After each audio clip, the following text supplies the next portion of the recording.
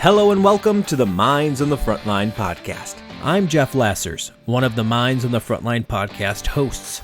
I am a professional firefighter, paramedic, educator, and content creator.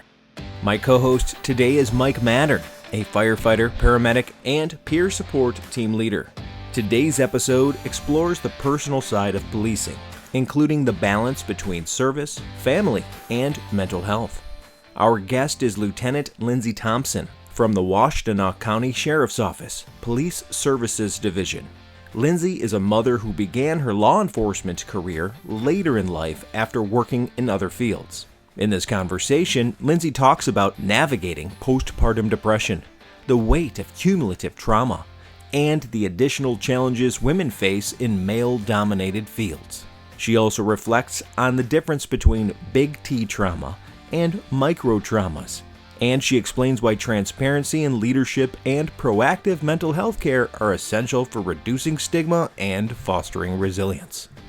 Minds on the Frontline is brought to you by the Frontline Strong Together 5 program, offering 24/7 mental health and crisis support for Michigan's first responders and their families. For more details about FST5, including free resources and ways to connect, please check out the episode description. And follow us on social media. Good morning, Lindsey. How are you? Morning. Good morning. Great. Happy to be here. Well, welcome to the show, Lindsey. Thank you. Introduce yourself, who you are, what you do, and where you do it. All right. So I'm Lieutenant Lindsey Thompson. I work for the Washtenaw County Sheriff's Office in Southeast Michigan. Been doing that now for almost 11 years. Be 11 years in December. Other than that, I'm a wife, got 2 kids at home, avid gardener, like to crochet as my self-care. Now, what is your role currently with the Washtenaw County Sheriff's Department? I'm one of 4 lieutenants on police services. I am what they call the East Operations Lieutenant, so I just take care of a couple of townships, oversee a station. I am also part of and oversee the Community Engagement Division. Right on, and you had a previous professions before you walked into this career. You know, many of us, like Mike and I, we were children when we started, right? In many ways, we were in our late teens when we got into this service, in our very early 20s when we became professionals at it. But you were in a completely different life path. So what did you do pre-sheriff department? So I got into law enforcement at 33. So I had a couple careers under my belt prior to coming in to law enforcement. So right before I decided to go to the academy, I was in food retail. I was a team leader or manager at a major grocery store chain, led a team of 56 people. Before that, I was a pastry chef. So you can name it, I've done it. Literally no policing, anything? Zero. Everything was customer service. Everything was customer service based. I worked in liquor stores. I worked in an ice cream factory. I worked in an ice cream shop, had a paper route. I mean, I've worked since I was 12, but they've all been like customer service, retail style. I was going to say retail style. So in the first responder world, we are customer service in many respects. So what made you make that jump? So I had a couple family members in law enforcement. I had a brother-in-law and a sister-in-law at the time that both worked for local agencies. So I kind of had a little bit more inside knowledge of what the job really is, you know. And I was starting to become a little restless in the job I had. Things were changing at the company. And, you know, if you're growing restless or unhappy, you either have to figure out a way to be happy or find a new job. So I woke up one morning and I was like, I think I could be a cop. And I kind of pushed it aside for a little bit because I'm like, nah, I'm 33. I'm a theater arts major. Like, what am I going to do in law enforcement? But I couldn't shake it. Sat down, talked to my husband, said, hey, I'm really thinking about doing this. And actually surprising, but really not surprising because he's incredibly supportive. He said, I think you do great. Let's do it. So I cashed out all of my paid time off hours and I put in notice and paid for the academy with all those PTO hours I never spent doing the retail job. And here I am. So you said you started around 33. Mm-hmm. What were some of the kind of the unique challenges at starting out this career at that age? Oh, man. So it started in the academy, right? I was one of the oldest people there. There was 3 females in the entire class of 22, I believe. And then I was the third oldest, actually, though. So there was a couple other people about my age there, which was kind of nice. Okay. But I was a little slower and a lot more sore than most of the other, most of my peers in the academy. What was nice, though, is that, like, I didn't struggle with, like, the academic portion of it or the time management or the things like that because I've been doing it for so many years at that point. When I actually got into and hired by the Washtenaw County Sheriff's Office, I would say my biggest challenge, and it was more personal than anything, was feeling like I fit in. Mm-hmm. Mostly because my peers that were my age all were like 10-year, 12-year, 15-year, 20-year cops, right? They had far more experience than me. And then the people that had my level of experience in the job were all in their 20s. So I was kind of in this no man's land, and it was a little isolating because I was basically a baby cop stuck in an adult body, But luckily, coming into it at 33, having a good sense of self, having confidence in myself, the ability to talk to people, like make friends, I really was able to like get to know people and relate to people pretty quickly. And I think I had the added advantage that I ended up relating more to the more experienced, mature cops, which actually gave me, like, I was able to learn a little faster, I think, because I got to tap into that knowledge that they had because I was comfortable interacting with them and talking with them. So coming in, obviously you had a life experience with years of customer service, so I'm sure that helped with the interactions with your peers and the public. But did you think it was difficult as a woman to come into the public service realm at that time? That's kind of like a yes and no answer. So I think that it's easier now than it has ever been in the history of law enforcement and the first responder world in general for women to be hired. I mean, at this point, agencies are actively recruiting women, which I think is amazing. However, I think in general, it is very difficult for women to enter male-dominated spaces. And that's not unique to law enforcement. This happens in boardrooms and any other place where you find yourself being the only female in the room.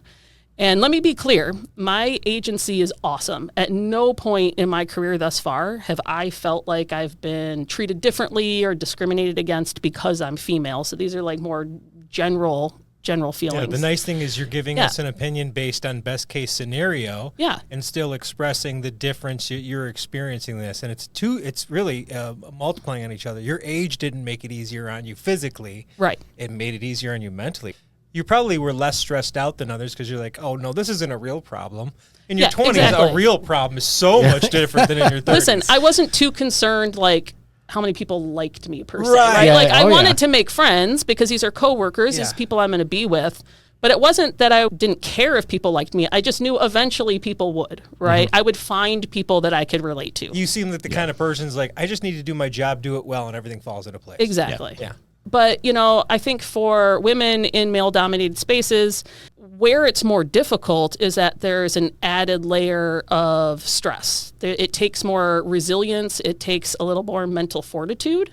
You have to work harder to both fit in and stand out at the same time. And you also have the added stress that you aren't just representing yourself, you're representing an entire group of people, right? You're representing all women in law enforcement or all women in a boardroom. And when your successes and failures aren't just your own, but they also represent a bigger group, it adds an urgency. It adds, that level of like failure's not an option. How does that manifest, do you think, in the general population? Because I don't think you're seeing it happen malicious to you. No, and that's not kind at of all. the point. Yeah. Is like, so kind of help me understand a little more detail of how you have to stand out more to be your own person, but to also show that you want to be a really good employee without them saying she's a really good female cop. Right. She's a cop. Right. Yeah, I think that there is, and again, these are more, I think, internalized problems for a lot of women, and not all women either. Like, good for you if you can walk into a room and just take up space, right? I think for a lot of us, that's a little more difficult to do. And it takes a lot more push and self-motivation to get out there and speak your voice, to feel confident in your opinion that you're expressing in a room. Or, just feel like you're doing the job just as good as everybody else, right? Because sometimes, the metrics in which we define what is good police work and what is not good police work is different for every briefing room, every shift, every group of people you're working with. To go back to what my challenges were coming into it, like I knew I was never going to be like a run and gun kind of cop, right? Utmost respect for the guys that want to chase the bad guys down, get the guns, get the drugs, like do the movie style stuff. I was a 33-year-old female. I knew that was not going to be my sweet spot. But if that's the only measure you have in a space for whether or not you're doing your job well, then it can become a problem, right? Mm-hmm. Then you're trying to find success on something that might not be one of your strengths. And so women coming into it, some women are going to be able to run and gun, and that's awesome. We're capable of doing that. If that's not your thing, find your thing, right? Police work really is a spectrum. And there's so many options for where you can define yourself as a good cop. And I think that's a little harder for women to do, to find that space, find that niche, and to get the recognition and the respect, I think, And to add to that, like, regardless if you're male or female, when you're brand new, you don't know anything, right? You're all at the same starting point. As you gain experience, as you gain respect, as you gain confidence in yourself, with that comes a kind of comfortable, calm place, right? You're not questioning yourself. I think for a lot of women, you never get to that place. You never get to that comfortable calm because, you're always feeling like you need to continue to prove that you belong in that space. But again, sometimes that's not external factors. I think a lot of that's internal factors for women, It's just that need to be the best and to represent and to be able to fit in with everybody around you. So yeah, that's a lot. Yeah, it is. And it's an extra mental drain that I think men don't necessarily have. Again, some do.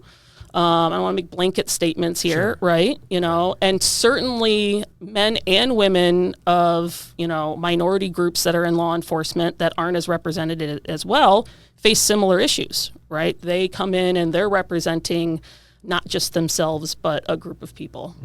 Coming in as a new person, you're always trying to prove yourself.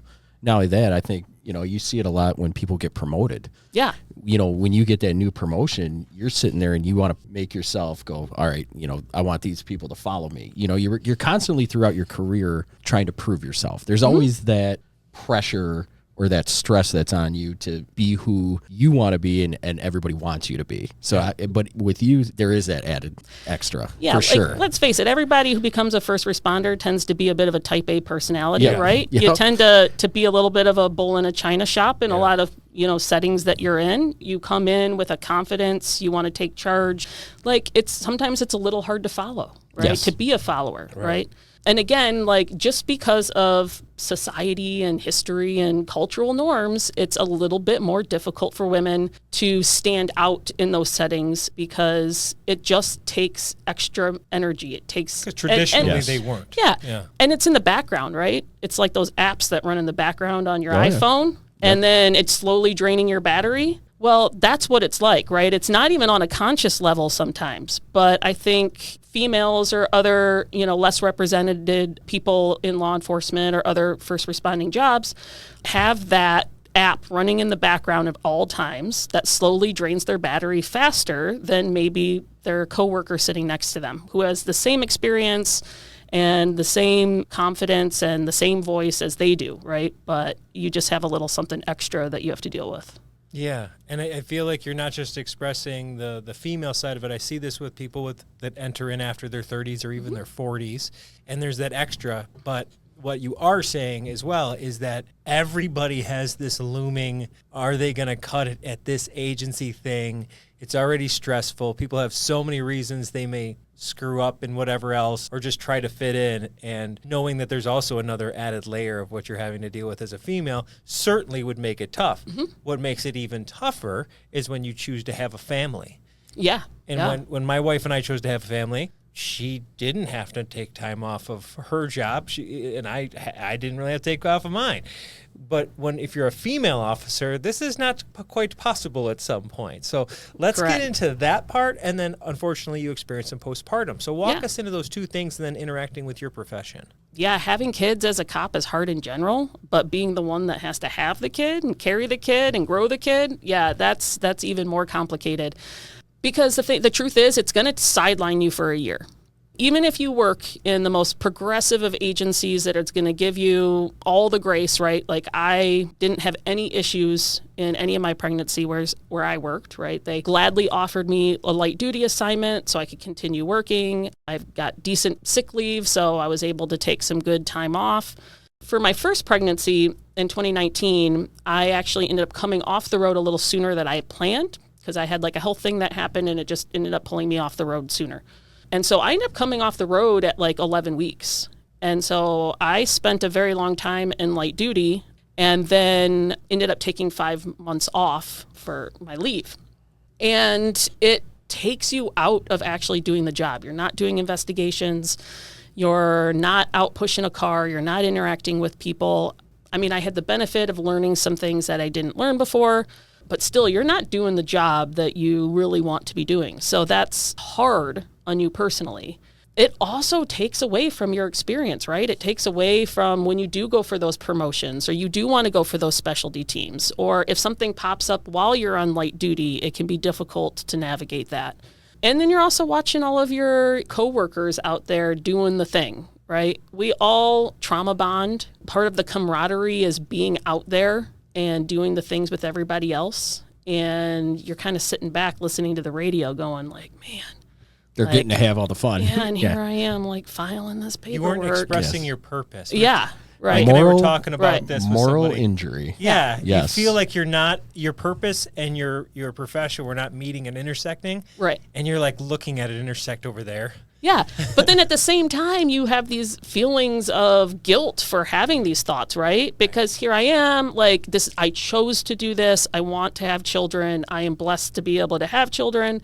I should be like cherishing these moments or whatever. But so it's like that whole like two truths at the same time, right? Mm-hmm. It's like good and bad at the same time.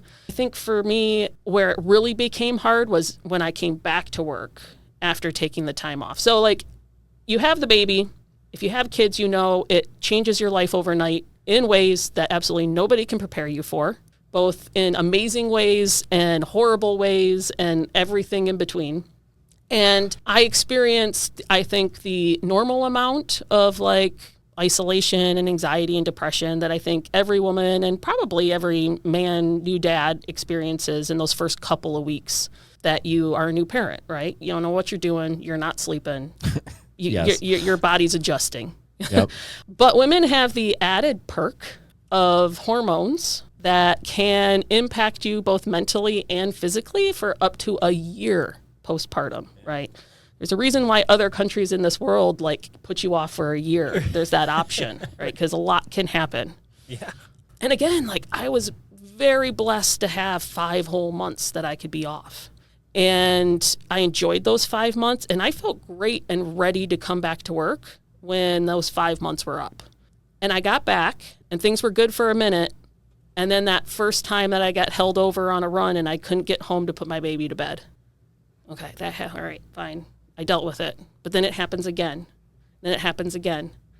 And you find yourself getting more and more angry and upset and wanting to cry and FaceTiming your kid and just not being there for those moments and having to work on those holidays. And, you know, it just started kind of building up and I found myself getting more angry. I found myself like crying every single time I had a late run. And I worked in a busy area. So getting a late run, getting something 30 minutes before you're supposed to be done and then being held over an hour or 2 hours was not uncommon, right? You just kind of sucked it up and you did it. Mm-hmm.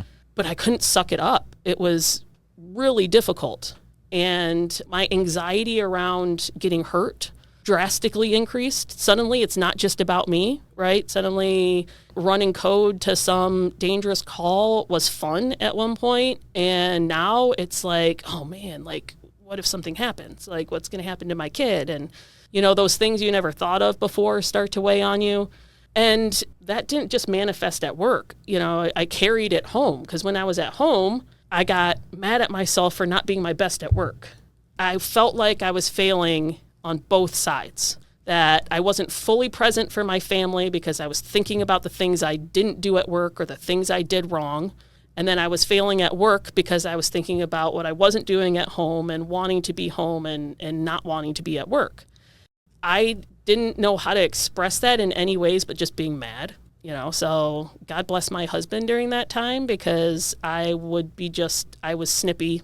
I was frustrated. I felt like I had zero control over my feelings.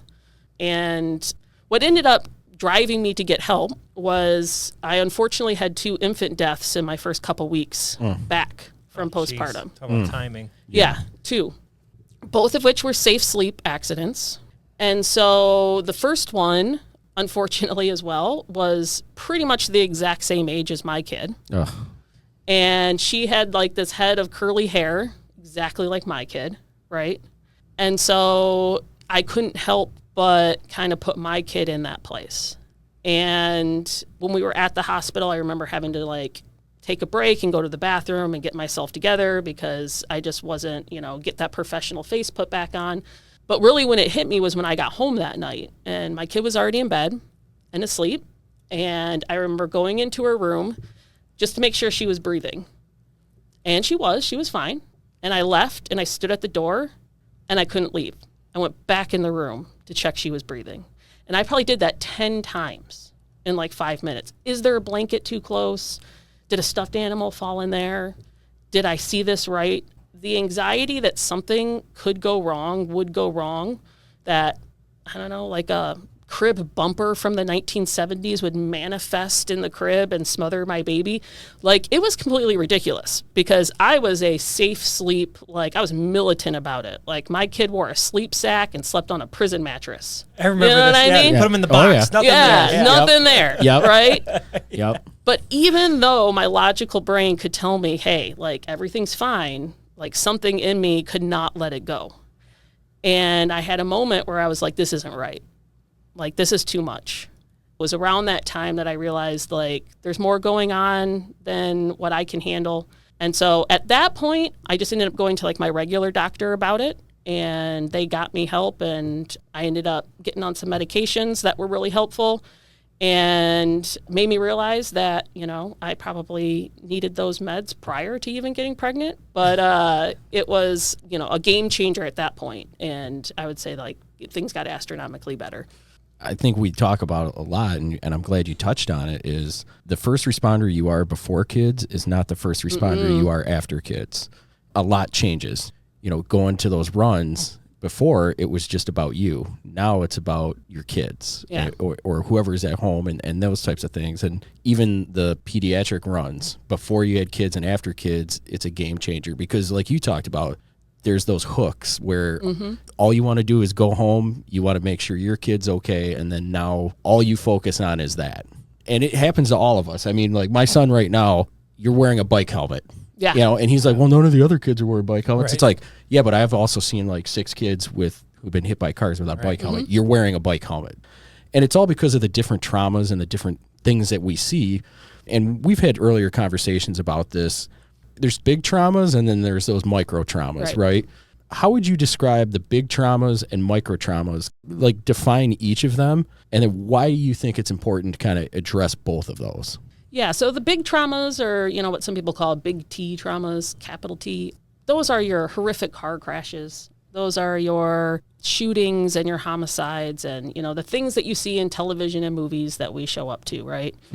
Those are the big T trauma. Those are the abnormal circumstances, the things that most normal human beings either never experience in their lives or maybe unfortunately experience at one time in their lives. The little T traumas are the things that you see and face every day. You know, some examples of that are things like poverty, substance abuse, mental health issues. These are things that it's possible in your previous life before you got into being a first responder, like myself, you hadn't encountered much. I was brought up solid middle class in a fairly, well-off city.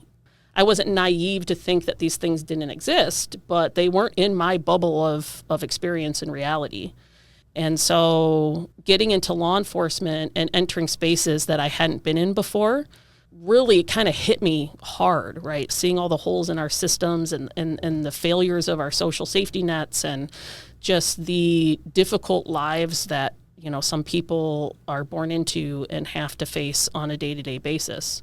That wears on you because you see that every day. And, again, first responders became first responders because we want to help, because we want to make things better, because we want to step in and be that person that fixes it.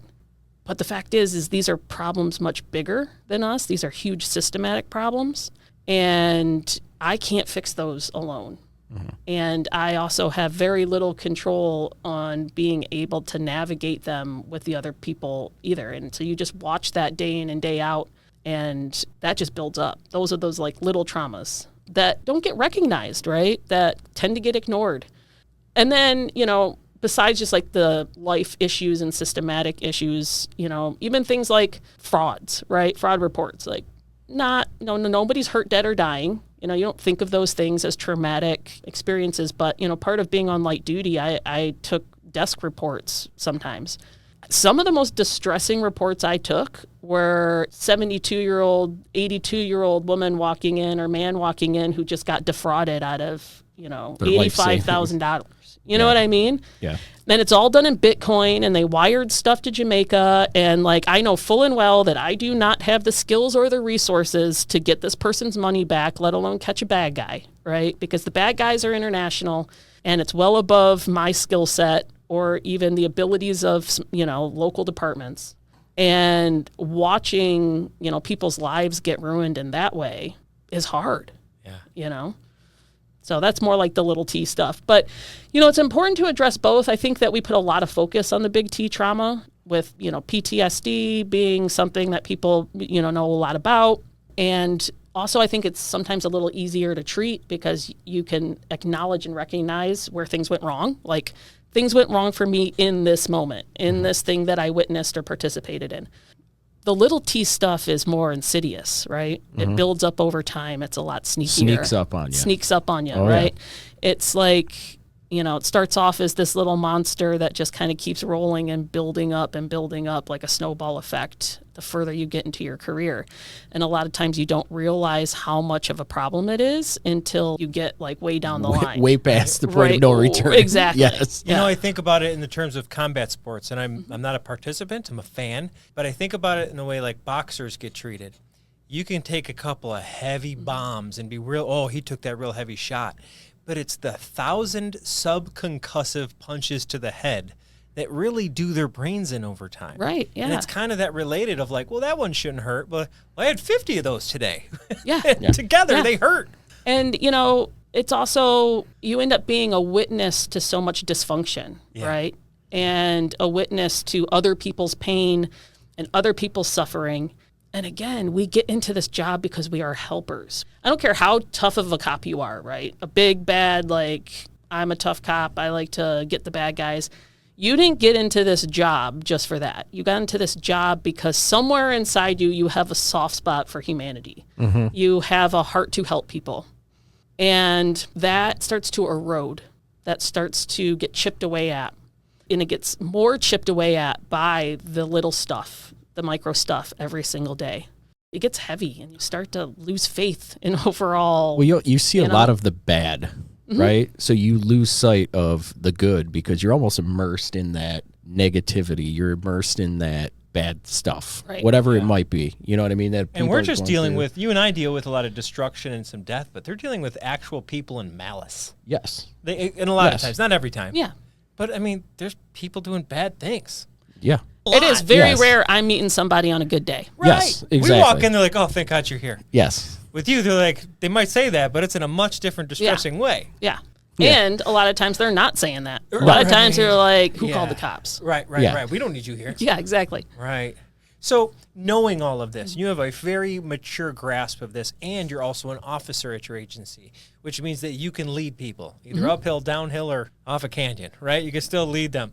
So how does your leadership role allow you to open up about mental health? Or should I say, does it? And if it allows you to open up, how do you kind of share that with your team around you? I actually did think really hard about this.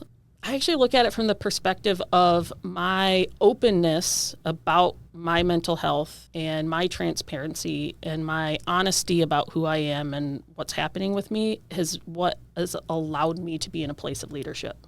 So for me, good leaders build trust in their people. They trust their people. Your people need to trust you. And the only way to truly make that happen is to know each other. Mm-hmm. And my mental health, my journey through that is me. It is very much entrenched in what I do and how I make decisions and how I show up to work every single day. And if I can't be open and honest about that, how can I expect that out of the people that I am leading or the people that are supposed to do what I ask them to do? If I'm having a bad day, they have the right to know that. And if I'm having a good day, they have a right to know that. And if I look in the face of one of the guys in my briefing room and it looks like they're having a bad day, I should feel comfortable asking about it. And I would hope that they would be comfortable telling me what's going on. And because I've built that relationship with people, that is what allows me to be a leader.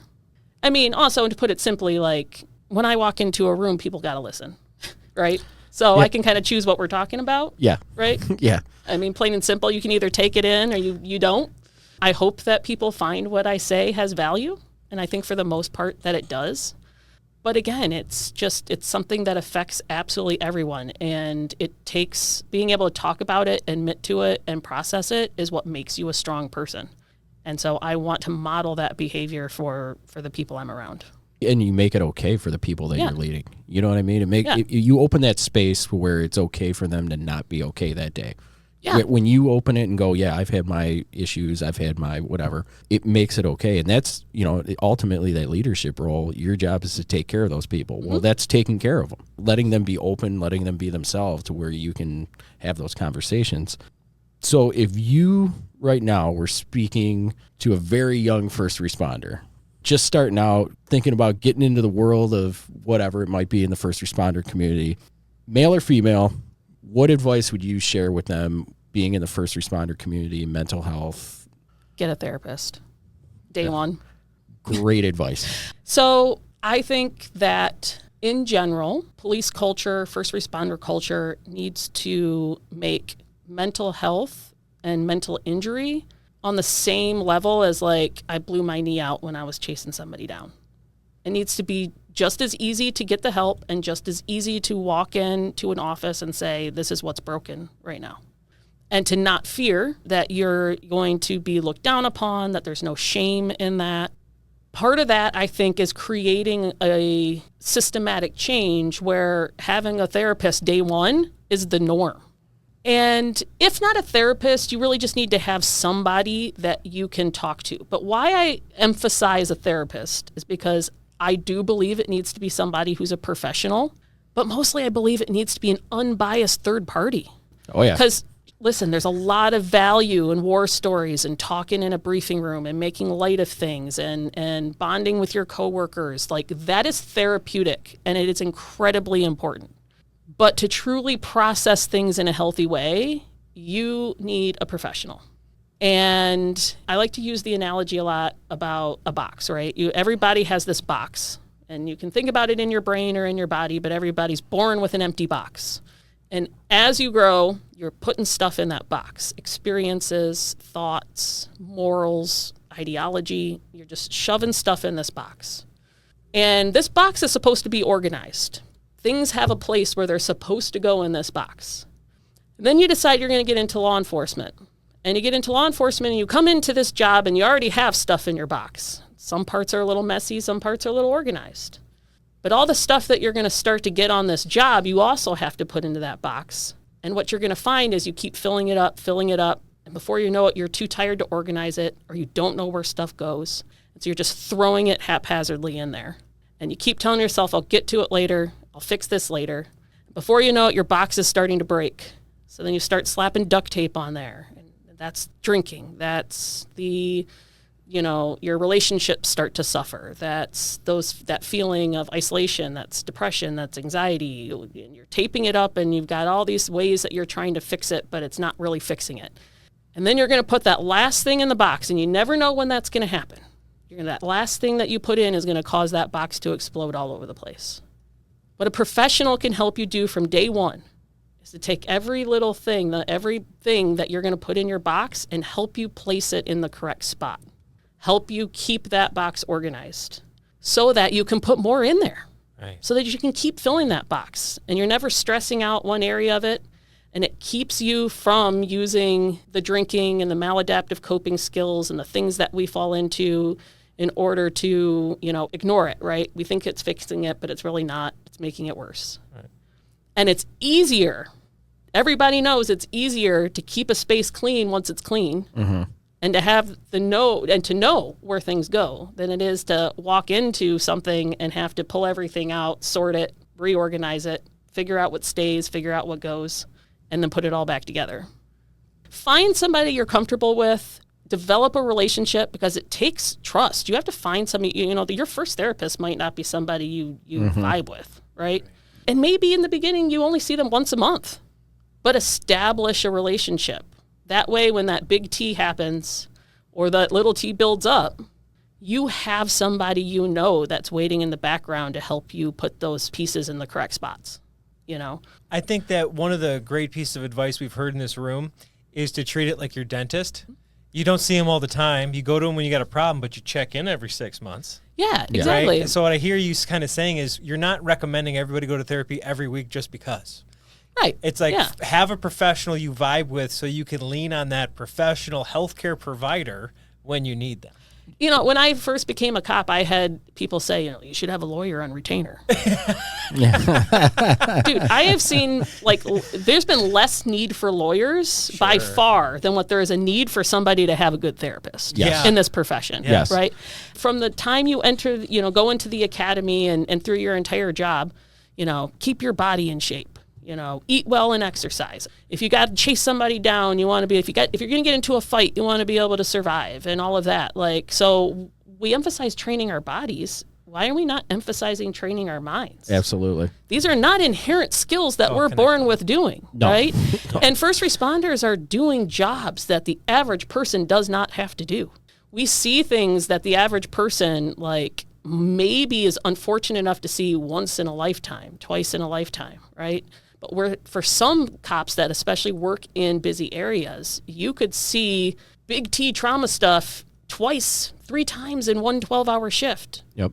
With zero time to process it. And we are so good at shutting down the emotions in our brains so that we can do our jobs effectively. And we are so good, we train our bodies to run towards the danger when naturally it wants to run away from the danger, right? Yeah. And when you sever those natural things that our brains and body wants to do, our bodies want to run away and our brain wants to keep us from experiencing this stuff. But when you sever that, it's really hard to turn that off when you then go to try to live your regular life. Yes, absolutely. And yes. and severing one emotion, you can't just sever one emotion. You can't just be like, well, I choose to turn fear off today. And I choose to turn anxiety off today. No, it's all or nothing. So once you've trained your brain to stop feeling the feels, you get home and you can't feel the feels. Mm-hmm. And that's a problem. Yes. That's not a life worth living, right? That's not living life, I should say, You hit the nail on the head. I mean, we've had people from all of the disciplines here, and they've come up with the same, get a therapist, get in, because it's all connected. It's all... Be prepared to find somebody you need when you need them. You don't want to find a dentist that you don't know when you have a cracked tooth. Mm-hmm. You already want to have a relationship, know where they're going, be able to call them. Have your backup ready when you need it. Exactly. Yes. Yep. And listen, all of the leading science is saying how much your mental health affects your physical health. Yes. Oh, yeah. And vice versa. Yes. Right? Yeah. And so first responders have significantly higher rates of heart disease, listen, I don't see guys pulling through McDonald's every day, right? Like almost every guy I know is trying to drop a couple of those pounds, get back to their academy weight, like get into that belt that they fit in 2 years ago. Oh, yeah. You know what I mean? There's been a huge fitness trend, and I'm keep it going, right? everybody. Yes. Yeah. Or like somebody like myself who does avidly exercise, but I can't lose a pound if you paid me $1 million, right? And part of that is because I think we underestimate the amount of mental strain and stress and the hormones that arise from that impact your actual physical body. And again, to go back to what I just said, we are so good at severing that connection between mind and body that sometimes we don't know that what's happening up here is what's causing the problems down here. You know? Yes. Body keeps the score. Body keeps the score. Great and then bonus. you're going to your PCP and you're trying to get all these tests run because, hey, I'm experiencing shortness of breath, or I got these headaches all I'm the time, tired, or I I'm have this dragging. chronic fatigue, or I can't have fun doing the things, or I don't want to talk to people anymore. And they run all these tests and everything comes back fine. And you're like, and then somebody's like, you might want to like check in with, a therapist or something. Oh, no, that's not the problem. Like, keep running tests. Yeah. No, man, that's the problem. Yeah. Go talk it out. See, and you do. You see it a lot. It's great advice. The key is you got to keep both mental and physical peak running because if not, one's going to affect the other. And like, here's what's amazing. Like, we're incredibly adaptable as humans, and our brains are awesome things that we still know very little about. But what we do know is that we can change them. We can rewire them, right? So it's like that young guy started off right, carving out those neural pathways in the correct places, process that trauma in the healthiest way possible so that it's not impacting you down the line. But hey, old timers, it's not too late for you either, right? You deserve to go into your retirement both physically and mentally happy. Yes. You deserve to have loving relationships that you feel connected to instead of walking around feeling disconnected all the time. And it's never too late to go back and to fix that. It's harder. It's a lot harder to do, and it takes more work and dedication, but you can do it. More stuff out of the box. More stuff. Yeah. Like sometimes you just got to find a good partner, a good professional mover, therapist who can help you unpack that box, who's not afraid of all the things that are in that box, right? You're not going to shock this person. And they're going to help you pick it up, and they're going to help you sort it and organize it, and they're going to encourage you to throw away the stuff. Because, truth is, we're hoarders, right? Like, in our own brains, we have trouble letting go of things. But they're just going to come in and, like, you don't need that anymore. It doesn't serve you anymore. It's not bringing you joy or value. Like, you can let it go. Let's throw that away and take this instead and put it right here in this box, because this is where it belongs. And so that's what seeking professional help and seeing counselors or therapists who are trained and educated to do these things can do for you. I think it's really powerful how you've opened up and really articulated this today, because what I'm hearing from you is a mature look at all the human beings that occupy first responders. And I don't care where you are, sheriff's office, 911 dispatch, right, Michigan, California, Florida, it doesn't matter. You're kind of really, really doing a good job of encompassing the current status of the resistance to a lot of this. And I don't think you said anything that isn't tangibly available to everybody. A good reminder is to check out FST5 if you're looking for those resources. And Lindsey, thank you so much for opening up today. Yeah, it's my pleasure. Yeah, we appreciate you being here. Representing the not only law enforcement, but women and moms everywhere doing the gig. Yeah, thanks for having me. I love my job, and I especially have a heart for my coworkers, and I want us to be healthy and happy so we can keep helping other people who need it. You got good mama bear energy. I hope it serves for sure, probably your department's got a little rally around you. You got that vibe. For sure, yes. Thanks for coming today. Yeah, I appreciate that. Thanks for having me. We loved having you. Thank you very much. Thank you for listening to the Minds on the Frontline podcast. We have more great content coming out soon. Please check us out on YouTube, Instagram, Facebook, X, and LinkedIn. And make sure to like and subscribe to all Minds on the Frontline podcast social media channels. Thank you, and have a great day.